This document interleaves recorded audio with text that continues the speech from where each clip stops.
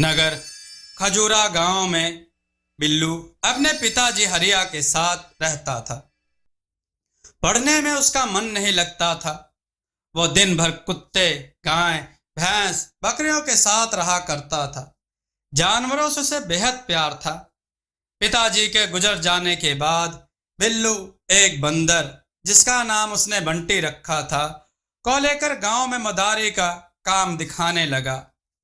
इस गांव में गांव का ही एक छोटा लड़का कलुआ जमूरा बन के लोगों को हंसाने और बिल्लू की मदारीगिरी में मदद करने लगा।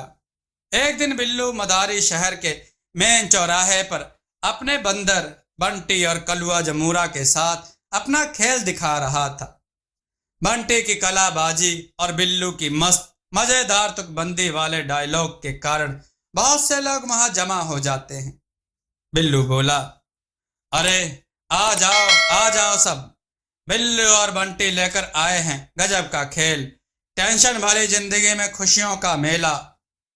जमूरा बोला, उस्ताद, बंटी के हाथ में तो उसकी हीरोइनी का फोटो है। बिल्लू बोला, बेटा बंटी, जिसे समझ रहा है तो खुशियों का मेला, दरअसल वो है जिंदगी का झमेला। इसके लिए कमाने जाना होगा परदेश मेरा चेला। जमूरा बोला, उस्ताद देखिए, ये तो घर छोड़कर जा रहा है।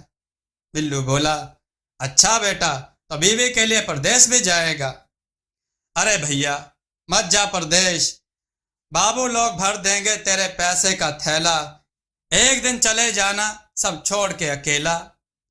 तभी एक हवलदार आता है। हवलदार बोला, ओए मदारी, ये सार्वजनिक संपत्ति नहीं है तुम्हारी, बंद करो अपना गाना और चलो सीधा थाने। बिल्लू बोला, अरे आप ही तो हो मेरे माई बाप, क्या यही है इंसाफ? आया हूं कमाई कर कुछ खाने और आप कहते हो चलो थाने। हवलदार बोला, ओए बंदर, चल समेट अपना थैला और डंडा। बिल्लू बोला, अरे साहब, क्यों बंद करवा रहे हो मेरा धंधा? बंटी को दिखाओ मत अपना डंडा, कहीं गायब ना कर दे तुम्हारे दोनों अंडा। हवलदार बोला, ओए मदारी, वापस कर, मेरे अंडे गायब हो गए, वापस कर, नहीं तो ऐसे ऐसे दफा लगाऊंगा कि जिंदगी भर जेल में सड़ेगा। बिल्लू बोला, अरे बंटी, वापस कर दो इनका अंडा, बड़ा मनहूस लगता है ये बंदा।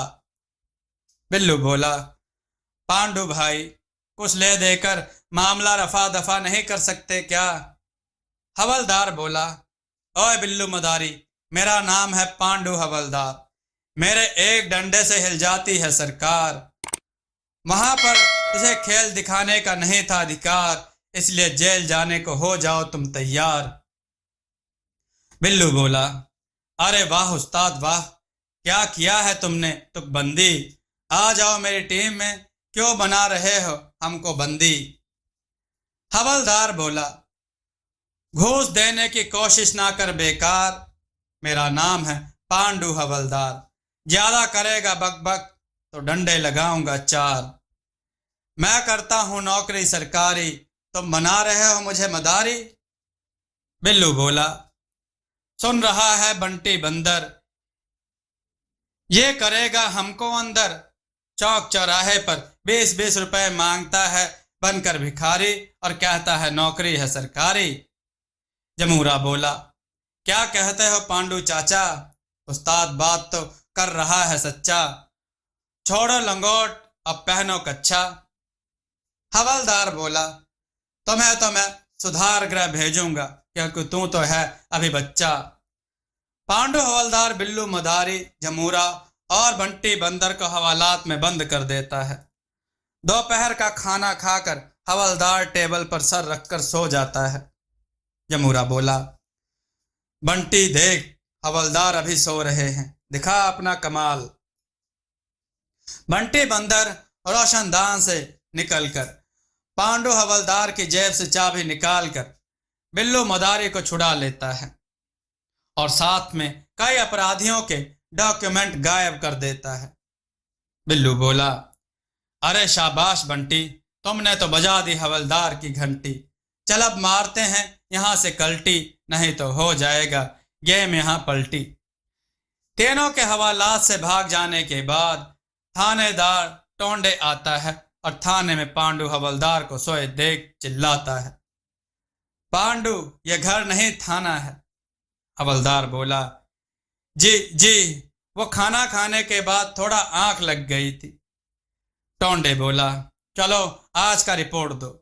हवलदार बोला, सर शहर के मेन चौक पर ये तीनों मदारी खेल दिखा रहे थे, जिससे जाम लग रहा था तो इन्हें गिरफ्तार करके लाया हूं। टोंडे बोला, किन्हें गिरफ्तार करके लाए हो? हवलदार बोला, ये तीनों, बिल्लो मदारी, जमूरा और बंदर को।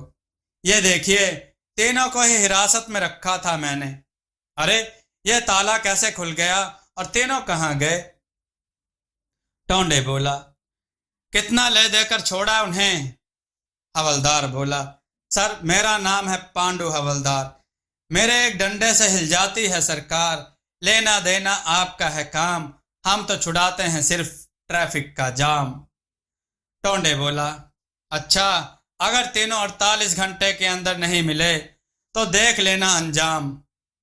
चलो वो दोनों आतंकवादी का फाइल दो, कल उसे कोर्ट में पेश करना है। हवलदार बोला, सर मैंने यहीं पर फाइल रखा था, पूरा अलमारी ढूंढ लिया पर पता नहीं कहाँ चला गया है। टोंडे बोला, पांडु हवलदार, तुम्हें अभी सस्पेंड किया जाता है। पांडु हवलदार सस्पेंड होकर एक दिन हताश होकर बीच पर बैठा रहता है। तभी वहां बिल्लू मदारी अपने जमूरे और बंटी बंदर के साथ आता है। बिल्लू बोला, अरे जमूरा, देख तो ये भिखारी अपने पांडु हवलदार के जैसा हूबहू दिखता है। बिल्लू बोला, हाँ उस्ताद, बस फटे हुए पैंट और शर्ट की जगह इसे वर्दी पहना दिया जाए तो बिल्कुल पांडु हवलदार दिखेगा। बिल्लू बोला, ये लो 20 रुपए बाबा, कुछ खा लेना। तुम्हारा कोई जुड़वा भाई है क्या बाबा? क्या जमाना आ गया है, एक भाई भिखारी और दूसरे की नौकरी सरकारी। भिखारी बोला, मैं पांडु हवलदार ही हूं। बिल्लू बोला, अरे हवलदार साहब, हमें पहचाना, मैं बिल्लू मदारी और ये जमूरा और ये अपना बंटी बंदर। हवलदार बोला, तुम तीनों को कैसे भूल सकता हूं कमीनों, कभी था मेरे पास वर्दी सरकारी और जिप्सी गाड़ी, लेकिन तुम तीनों के कारण आज बन बैठा हूं भिखारी। फिर पांडु हवलदार अपने साथ हुई घटना को बताता है कि किस तरह उन तीनों के कारण और आतंकवादी की फाइल गायब हो जाने के कारण थानेदार टोंडे ने उसे सस्पेंड कर दिया। बिल्लू बोला, भाई मैं तो कहता हूं, करते हो तुम कितनी अच्छी तुकबंदी, आ जाओ मेरी टीम में, मगर हमारी तो पहले से है रजामंदी। बिल्लू बोला, जमूरा, इसे आतंकवादी वाली फाइल तो दे। हवलदार बोला, अरे वाह, अब ये फाइल ले जाकर थानेदार टोंडे के सीधा मुंह पर मारूंगा। फाइल लेकर पांडु हवलदार सीधा अपने घर जाता है और वहां से वर्दी पहनकर थाने पहुंचता है। थाने में थानेदार टोंडे से आतंकवादियों की फाइल देकर कहता है, ये लो सर, आतंकवादियों का सीक्रेट फाइल, अब मेरा सस्पेंशन वापस ले लो। थानेदार टोंडे बोला, अरे बेवकूफ, कोर्ट ने सीक्रेट फाइल नहीं जमा करने पर हमें ऑर्डर दिया है कि 1 महीने के अंदर दोनों आतंकवादियों को कोर्ट में पेश करो, नहीं तो हम दोनों नौकरी से सस्पेंड नहीं, डायरेक्ट बर्खास्त कर दिए जाएंगे। हवलदार बोला, मेरा नाम है पांडु हवलदार, मेरे एक डंडे से गिर जाती है सरकार, उन दोनों आतंकवादियों को पकड़ कर लाऊंगा, तोड़कर सारी दीवार। पांडु हवलदार जाकर बिल्लू मदारी से कहता है और बताता है कि उसका सस्पेंशन तब तक वापस नहीं होगा जब तक वो दोनों आतंकवादी पकड़े नहीं जाते। उसका मिलना तो अब मुमकिन नहीं है, इसलिए पांडु हवलदार भी मदारी का शो दिखाएगा। अब पांडु हवलदार, बिल्लू मदारी, जमूरा और बंटी बंदर चारों मिलकर मदारी का शो दिखाने का काम करने लगते हैं। एक दिन रेलवे स्टेशन के पास बिल्लू बोला, आइए सब मेहरबान कदरदान आपके लिए लाया हूं, बिल्कुल नया मदारी श्रीमान। बंदर गाएगा नया वाला गाना, अब हमारा खेल छोड़कर बीच में मत जाना। पांडु हवलदार बोला, जमूरा बनेगा बंदर करके स्माइल, बना लो टिकटॉक या रील्स ओपन करके अपना मोबाइल। जमूरा बोला, बहुत अच्छा पांडु उस्ताद, बिल्कुल सही जा रहे हो। बिल्लू ने कहा, तो सब लोग एक बार जोर जोर से बजा दो ताली, क्योंकि अब खेल शुरू होने वाली। आपके सामने है सुपरस्टार बंटी बंदर, जिसके गाने के आगे फीका है आजकल के गायक धुरंधर। हवलदार ने कहा, हाँ तो गुरु हो जाओ शुरू। बिल्लू बोला, ओ खई के पान बनारस वाला, खुल जाए बंद अकल का ताला, फिर तो ऐसा करे धमाल कि सीधी कर दे सबकी चाल, छोरा गंगा किनारे वाला। जमूरा बोला, एक मिनट उस्ताद, पीछे से कोई बोल रहा है कि बंटी बंदर नहीं गा रहा, सिर्फ मुंह हिला रहा है और उसके बदले आप गा रहे हो। बिल्लू बोला, अरे मैंने बोला था कि बंदर गाएगा नया वाला गाना, आप हमारा खेल छोड़कर बीच में मत जाना।